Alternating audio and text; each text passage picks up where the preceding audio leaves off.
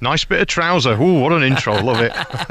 I'm good, thanks. What's it like being you right now? You're on the biggest tour in the country with the world's most famous comedian, Peter Kay. You've got a top album out, the single out. It's going well, isn't it? I'm having a good time at the moment. I mean, I'm a big fan of Peter's, and it was a really great thing to open up for him. He's a really nice fella. He makes you feel really comfortable. I've done a couple of things with him before where I've, sung at a different event, a charity thing where he was the compere. And no, it's really good. And it's nice to have a new song on the radio, And we've been playing it virtually every single day. It's going really well. And it's not easy, is it, to find the right recipe? Because you don't want to be cheesy or looking back. It's a very contemporary record. Yeah, well, I wrote the song with a good friend of mine called Andrew Frampton, who used to play piano for me years and years ago, and we remained really good friends, and we go on holidays together with our families and stuff. So it's been really nice to actually do some songs with like buddies, you know what I mean? People who I regard as real close friends and stuff. It doesn't feel that kind of forced, you know what I mean? So it's been a nice way of doing it, and he's got his finger on the pulse because he's producing hit records all the time. That's what he does for a living. He's a big songwriter, producer, so it's worked out well. Can I take you back to your heyday in the 80s and what it was like being you? How showbiz was it on a scale of 1 to 10? About 2.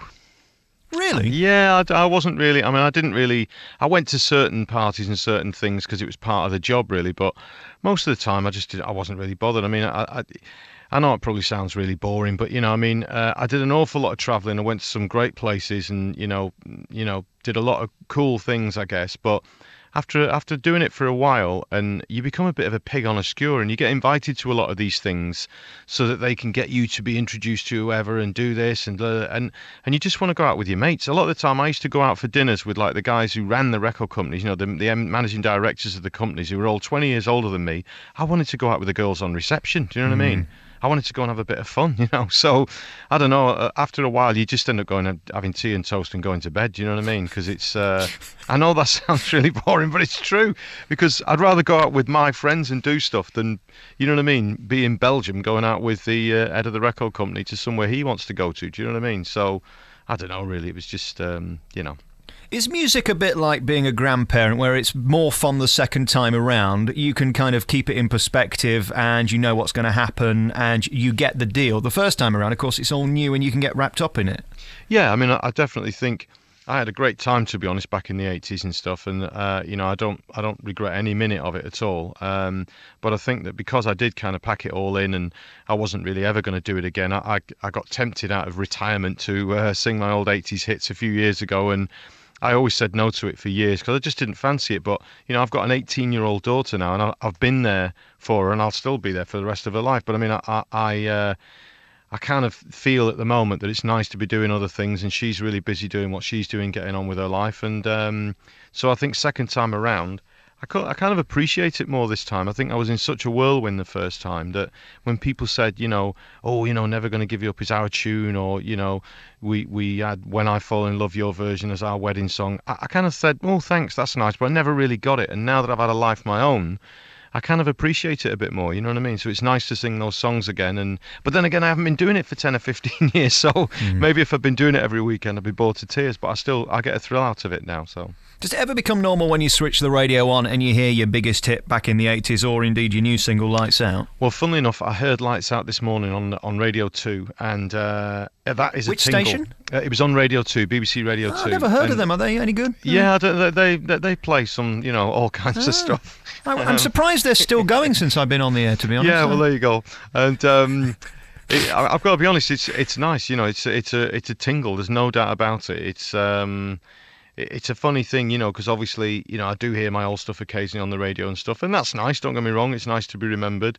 But to have a new one out there, it's good, And listen, I don't know what's going to happen with the whole thing, but I'm enjoying it. I'm enjoying making the album and stuff, and I think that is.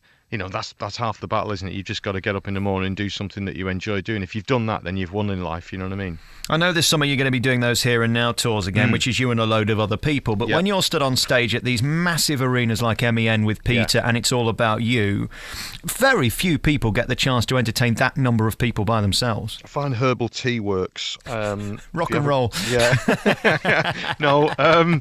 Well, to be honest, the Peter thing was a funny one because obviously the people have come to see him, and I'm fully aware aware of that fact, and it was a surprise. He didn't let anybody know, so that he sold the tickets in minutes, I think, you know what I mean. They came to see him. I was just there to warm them up and have a bit of fun, and I saw that as my role, and I did that, and I enjoyed it. I put together a little Manchester medley as well, big songs from Manchester from different decades, and sang obviously some of my hits and stuff, and sang the new song. And I just had a bit of a grin with it. I had a bit of fun with the audience. I told all the fellas, I said, look, I'm on for half an hour. If you don't fancy it, go and get yourselves a beer. Peter will be on it later. And I just had a bit of fun with it. And when I do the Here and Now stuff and the different shows that I'm going to be doing through the summer with other guys from the 80s, I think, we all know who we are. We've all been there and done that, tick that box. So we can all do it with a bit of, we can do it with a bit of a lighter attitude, to be honest. And, I like watching some of the guys perform because it's, it brings back a lot of memories for me. I've done various gigs with different people who, they were having hit records a few years before me, some of them. And it kind of, they're part of why I got up on a stage in the first place. You know what I mean? So it's a nice thing. It's a trip down memory lane. Yeah, it's a bit, it's a nostalgia thing as well, obviously. And I can sort of see why people could see it as a bit naff at times. You know what I mean? Why do you want to go and listen to all those old songs? But I'll tell you, when you're there, it's good fun. If you can leave the chip on your shoulder or the ego at the door or whatever you want to call it, it's just it's a good fun thing to do. I never got the impression you tried to be cool. I always felt that you just did what you did and got on with it. And therefore, if you're not trying to be cool, you can't go out of fashion. Was that ever an issue for you?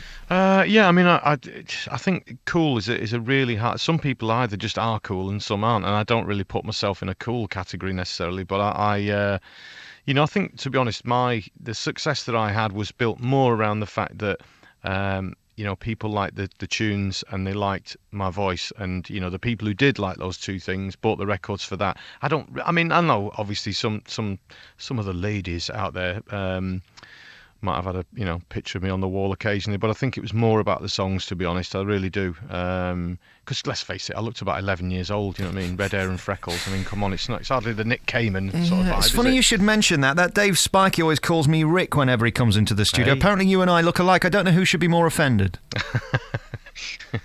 Hey, listen, we've got to stick together. The fellas who look like us, you know what I mean? Salt of the earth, that's what we are. Can you, how do I say this without offending you or being outrageous on the radio? Just offend me. Well, is it possible, I mean, I don't know about this, but can you be in show business, look like you and I, and actually get the ladies? I have to fight them off, to be honest. I do. I have to fight them off. It's terrible. It's embarrassing, do you know what I mean? I say, put it away, love, stop it. Oh, it's terrible. Where do you go from here? I mean, what would be next for you that could be bigger than this? Because you're on the #1 tour. You've got a great single that everybody's playing. Where do you go from here? Well, the thing is, I'm enjoying it, like I said before, and I think it's a thrill for me to have a record on the radio again. It's a nice thing, that, to be honest, and I wasn't necessarily expecting to have that ever again. I do gigs in different parts of the world as well and do a bit of travelling, which is always really nice. You know what I mean? I went to South America last year and I was in Canada, and I went to the Far East a bit and stuff, and I've got to be honest, that's something that's really still a big thrill, because you're on the other side of the world and thinking, these people know the tunes. I know that sounds a bit naive after all these years, but it is a weird thing that at times, you know what I mean? You get off a long haul flight and they know the tunes there as well, and it's kind of that was always a thrill, to be honest. I loved going to America. I absolutely loved it, because we all grow up with America in our lives on the TV and the radio and everything. And to be there and think, well, I've stood on some of the stages that Frank Sinatra stood on. Do you know what I mean? Yeah. Stuff like that. That's. I don't know. I mean, I still regard those things with some of the highlights, to be honest. I've played at Radio City in New York City and done some of those things, and I just think that I don't know. They're the really good things that I look forward to at times. And yeah, I think doing the thing with Peter as well, just a month or so ago. I'm a big fan of his anyway, and to be literally being introduced by Peter Kay while he's pinching my bum just before I go on stage. Those are the things that I'm going to remember when I'm old and grey. Do you know what I mean? I'm just going to make a note of that. Peter pinched Rick Astley's bum. I pinched his as well a couple of times, to be honest. But, I think you've got the bigger job, if you know what I'm saying. Hey, now then, steady. Rick Astley, thank you for talking to us. Thank you. Thanks for having me.